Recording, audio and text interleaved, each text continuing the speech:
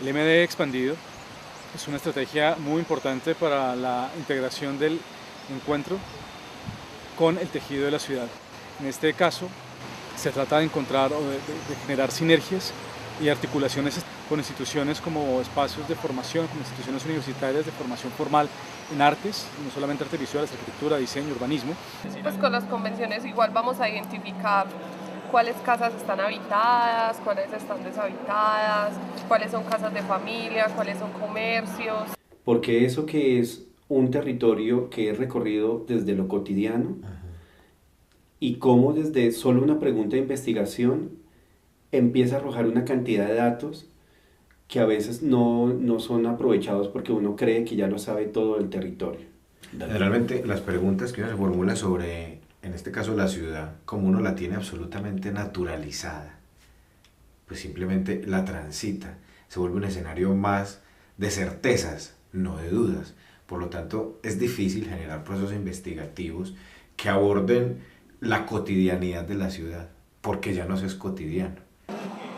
La pregunta general que nosotros formulamos pues como para el planteamiento es ¿qué representa la palabra tranvía como construcción del imaginario de la calle Ayacucho en las dinámicas económicas y lingüísticas?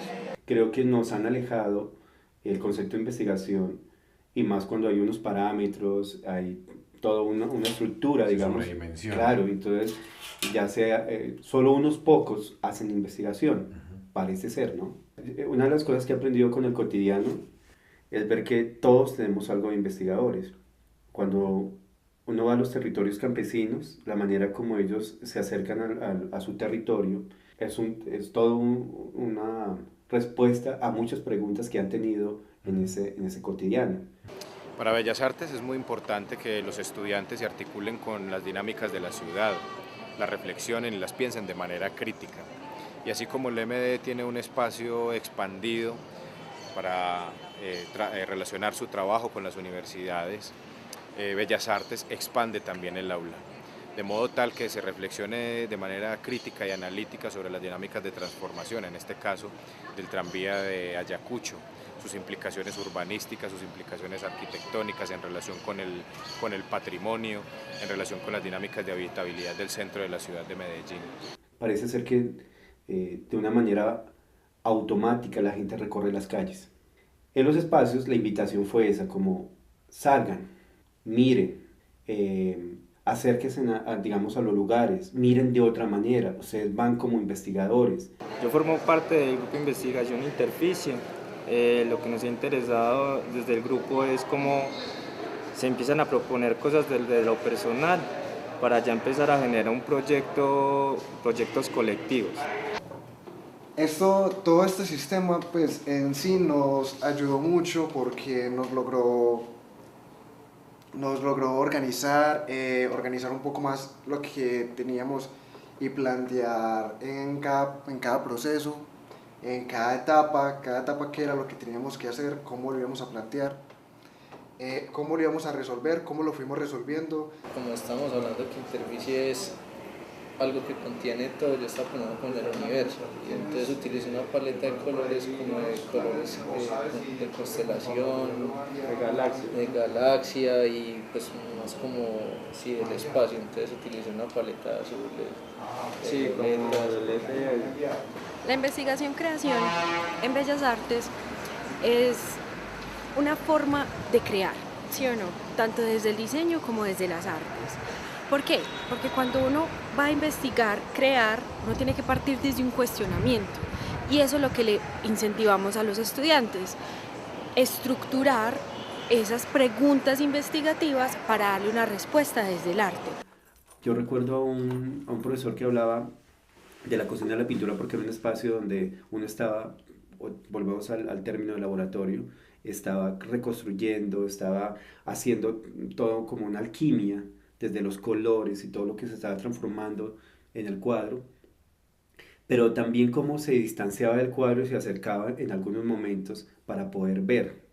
Y creo que ese tipo de cosas que ocurren con la pintura siguen sucediendo con estas dinámicas, digamos, con la nueva tecnología, el acercarse del territorio, alejarse del territorio, hacerle preguntas, después ir al laboratorio, poder resolverla, y no solamente de una manera personal, sí, o individual, porque muchas de las preguntas sí son personales, pero cómo las someto, digamos, a un grupo y cómo empiezo a generar unos diálogos transdisciplinares con el otro. El trabajo transdisciplinario es una práctica y una postura que tratamos de inculcar en todas las materias dentro de la institución.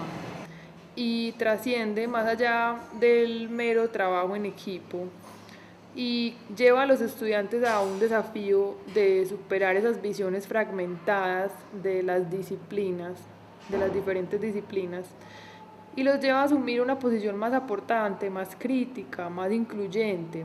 El objetivo de este proyecto es crear un dispensador automático en el cual la persona no tenga que interactuar ni con el líquido ni con el dispensador como tal para poder sacar el líquido del agua mientras hace las rutinas de ejercicio. Entonces está diseñado de forma tal que tiene 3 botones, estaba pensado para recibir líquido antes de comenzar la actividad deportiva, durante la actividad deportiva y después de la actividad deportiva, con diferentes cantidades de líquido. Todo basado pues en la investigación de cómo una persona se tiene que hidratar según su momento de hacer ejercicio. ¿Cómo mediar entre estos dos lugares, entre la investigación y creación, para que los productos no se vayan para un lado o para el otro? O sea, que tengan como los dos elementos. Es como una medida bastante compleja, la verdad. Yo tengo una hipótesis alrededor de la investigación creación que te la quiero compartir para saber tu opinión. Okay. Puede tener una potencia epistemológica, incluso a mi juicio en términos discursivos o metafísicos, muy superior al de las ciencias básicas. ¿Por qué? Porque el interés de la investigación-creación es el conocimiento del objeto, independientemente de las parcelas disciplinares. Por eso es que la potencia epistemológica, primero. Y segundo, uno de los elementos que lo diferencian de otras epistemologías en las ciencias básicas y otras metodologías en las ciencias básicas, también en ciencias sociales, incluso las humanidades, es que el sujeto sensible aparece. En otras epistemologías no aparece, porque prima el paradigma. En ese sentido, es un ejercicio de investigación muy sui generis, porque no se corresponde con fórmulas, casi que lo podría decir de manera poética. Es el corazón mismo el que lo va guiando a uno, sin querer decir que sentir compasión no es sentir con la cabeza. O sea, volvemos a lo mismo. Investigación-creación tiene una alta complejidad por los diálogos que se generan. Personas que se cierran, digamos, esos diálogos, pero la investigación-creación les va a quedar más difícil. Primero porque hay que escarbar en textos desde la sociología, la antropología, todo lo que esté de la mano o que uno lo pueda colocar sobre la mesa, que es un término que uso bastante en los laboratorios, para transparentar lo que está sucediendo ahí. La idea de esto es que tuviera una forma cuadrada, pero no podía ser totalmente cuadrada para que el sonido viajara. Entonces las puntas se redondearon, pues los quiebres no son cortes profundos, sino que son cortes como, ¿cómo se dice? Como romanos, pues que quedaran como una punta romana. Y acá se abre en la mitad por donde van a entrar los baffles para que el sonido ya se reparta en las dos salidas principales. Es que empieza a generar una serie de patrones que, si bien al principio parecen caóticas, empieza a tener unos patrones de repetición, que era como la conclusión a la que habíamos empezado a llegar con la investigación. La importancia que tiene para el arte contemporáneo el uso de las nuevas tecnologías, del arte digital, de la interactividad, tiene varios asientos. Uno es que el arte debe corresponder a las generaciones en las que se cultiva, se disfruta, donde circula. Y si hoy estamos hablando de una sociedad que está conectada, que es interactiva, que es mediática, el arte también debe responder a ello. Y no como un deber, sino que creo que responde. Creo que cada vez más, de manera cotidiana, de manera fluida, la plasticidad, la visualidad está siendo coherente con esas conexiones, dispositivos, con el mouse, con las nuevas maneras de comunicarnos.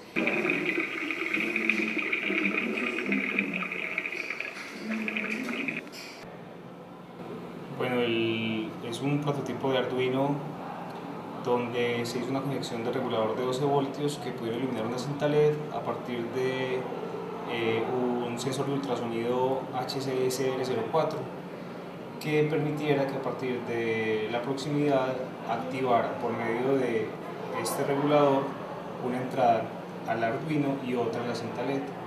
Entonces se hizo en una sola protoboard tanto el Arduino con el bootloader cargado genérico, el código para accionar el sensor de ultrasonido y dos reguladores de voltaje, el que regula el voltaje para el Arduino y el que regula el voltaje para la cinta LED de 12 voltios. Para mí fue algo nuevo, pues como en la parte de arte.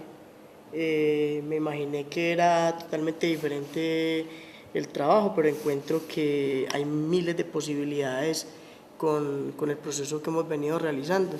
Es algo que nos despertó una manera de hacer arte, una forma de hacer arte, pues como completamente diferente. Entonces analizamos, por ejemplo, la gente que caminaba, los perritos que paseaban, los ruidos que se generaban aún de noche.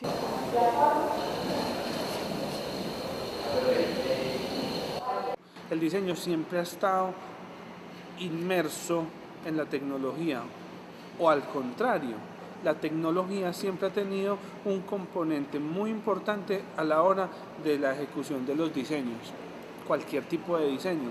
La tecnología siempre ha permitido que los diseños, los diseñadores puedan generar soluciones mucho más acertadas para cualquier tipo de proceso de diseño. Entonces, si hablamos no solamente hablando de diseño industrial netamente, porque si por ejemplo hablamos del diseño textil o del diseño de modas, siempre han estado a la vanguardia de nuevos tejidos, nuevas telas, etc.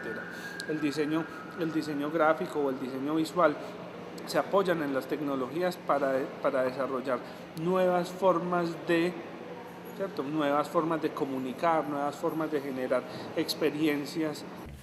Y eso me hace recordar a un abuelito que conocí en Ubalá, que le apasionaba la radio y duró 7 años construyendo su emisora. Él no sabía nada de electrónica, pero le gustaba la radio. Y eso hace que pues desde este pueblito que queda como a 3 horas de Bogotá, esté viajando y va a una zona que es muy similar acá se le llama La Cascada, pero en Bogotá es como, creo que eso queda en la 19 con décima más o menos, con novena. Iba a consultar y duró todo ese tiempo pensándose en la radio hasta que hizo su emisora y logró, creo que una transmisión como a 3 municipios. Y ese tipo de experiencias son las que a mí me apasionan, porque a partir de ese enamoramiento es que logran, digamos, la radio es lo que lo amarraba, ¿sí? Pero a partir de eso termina involucrándose con otras disciplinas, que en este caso la electrónica. Yo creo que eso fue lo mismo que se intentó hacer acá con el proyecto de transferencias, es cómo lograr amarrar, digamos, una pasión y cómo lo resuelvo desde la apropiación tecnológica.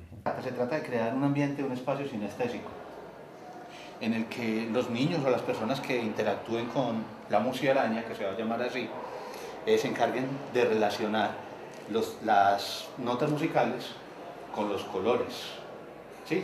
Se trata fuera de eso, fuera de un ambiente sinestésico, también se trata de crear como un ambiente de memoria asociativa, que la gente también asocie los colores, los asocie con las notas musicales y también crear como un objeto que sea llamativo para los pelados. Sí, porque esto fácilmente se hubiera podido recrear en un piano o en una cajita con música, pero quisimos que fuera como de pronto algo llamativo. Sí, algo no tan técnico, sino que lo técnico estuviera como más en la parte interior, sin meternos de pronto un poquito como con la parte estética, la parte del juego, la parte lúdica. Esa era como nuestra intención. ¿En qué consiste? Por dentro estamos pues como con toda la maquinaria, la coquita que está interna nos ha servido algo así como una cajita de resonancia donde está el parlante. Allá adentro está el Arduino, está todo lo que es la instalación y desde aquí empezaríamos con la nota Do, Re, Mi, Fa. Yo creo que transferencias fue todo el tiempo, o sea, cuando hablamos del orden pedagógico, hay una frase que me gusta mucho de la educación popular que es aprender haciendo y enseñar mostrando. Creo que la dinámica del laboratorio lo hizo todo el tiempo y es transferir conocimiento. El hecho de desarrollar tutoriales, los cuadernos de bitácora, subirlo al internet, generar un repositorio, lo que está diciendo es que es necesario estos flujos, hay que transferir, y en este caso, pues en inicio, estamos pensando del conocimiento, dejarlo libre. Cuando estamos hablando de la ciudad, es bien interesante lo de pensar en transferencias, porque cuando hay una pausa, que fue lo que sucedió con los estudiantes cuando se enfrentaron a la calle, es la pausa, ¿sí? Como que hay mucho movimiento y ellos lo que hicieron fue parar y mirar el movimiento. Y es bien interesante esas pausas porque empieza como ese acto de análisis, de retroalimentarlo, de cuestionarlo. Ayacucho fue un pretexto realmente para confrontarnos sobre algo que está sucediendo acá en Bellas Artes, que es esta gran premisa de la investigación-creación. Considero que es una pregunta que tiene que atravesar todos los espacios académicos para que se fortalezca. De lo contrario, es muy difícil, o sea, hace más difícil, digamos, el hacer de la investigación-creación. Hubo 3 momentos muy importantes. Uno que tiene que ver, digamos, con transferencias pedagógicas, porque sentía que era muy importante el enseñar y el aprender en relación a una apropiación tecnológica. Y en eso también había momentos de investigación que era, tengo que consultar, tengo que ir a la fuente, tengo que traer y apropiarme, digamos, de elementos desde el reciclaje tecnológico hasta el reciclaje de conceptos que existen en la internet, y cómo eso lo transformo y se lo devuelvo, digamos, a unos compañeros que están en un laboratorio.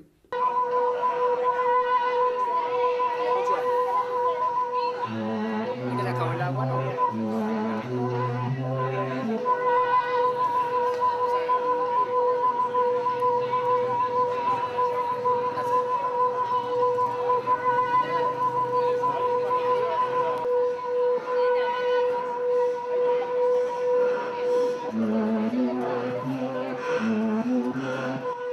¿Para qué sirve la musaraña? Sirve que si tú le aprietas un botoncito de cada pata, se va a iluminar uno de sus hijitos. ¿Sí? Y suena una de las notas musicales. El proyecto consiste principalmente en crear un instrumento musical que sea el primer acercamiento que tengan los niños hacia la música. Funciona pues como con la cromoterapia. Acá tenemos una pantalla que configuramos en RGB, le podemos dar intensidad a cada color de 0 a 255 y por medio de la pantalla manipulamos los colores. Y lo que queríamos mostrar era cómo las cosas existen cuando son observadas. Cuando no hay un observador, no existe la realidad. El proceso de aprendizaje fue muy interesante porque fue algo que era muy literario y algo que era muy poético que funcionara a través de la tecnología.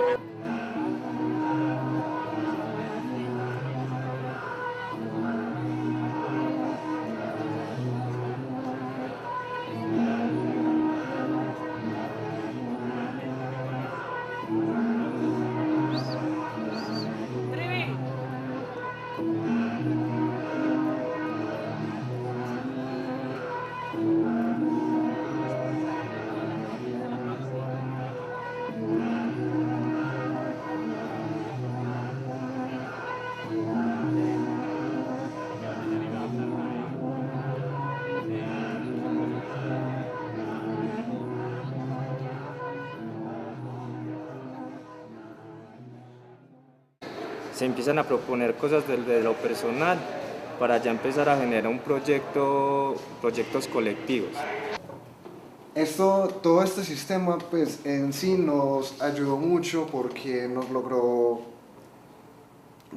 organizar un poco más lo que teníamos y plantear en cada proceso, en cada etapa qué era lo que teníamos que hacer, cómo lo íbamos a plantear.